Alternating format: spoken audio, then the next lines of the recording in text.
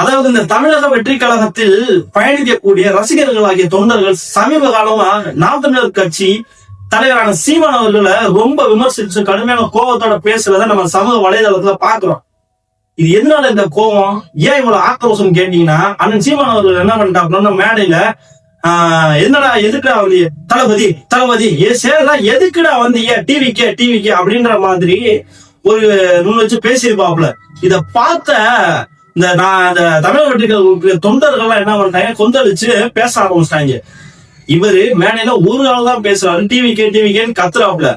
அப்ப இவர் ஒரு ஆள் பேசுனதுக்கு இவ்வளவு இவங்களுக்கு கோபம் வருதுன்னா, ஒரு கூட்டத்துல ஒரு பெண் பேசிக்கிட்டு இருக்காங்க. ஒரு கூட்டத்துல ஒரு பெண் வந்து ஒரு ஊடகத்திட்ட பதிவு கொடுத்துட்டு இருக்கும் பொழுது பின்னாடி இருந்து ஒரு 50க்கும் மேற்பட்ட தமிழக வெற்றி கழகத்துடைய தொண்டர்கள் டிவிக்கே அப்படின்னு அவங்கள பேச விடாம கத்தும் பொழுது அந்த பெண்ணுக்கு எவ்வளவு மன சங்கட்டமா இருந்திருக்கும், அவங்க மனம் எவ்வளவு வேதனையா இருந்திருக்கும். அப்ப நம்ம யோசித்து பார்க்கணும், நம்ம எப்படி ஒரு பெண்ணை மதிக்கணும், நம்ம எப்படி வந்து அரசியல் நாகரிகமா நடந்துக்கணும்.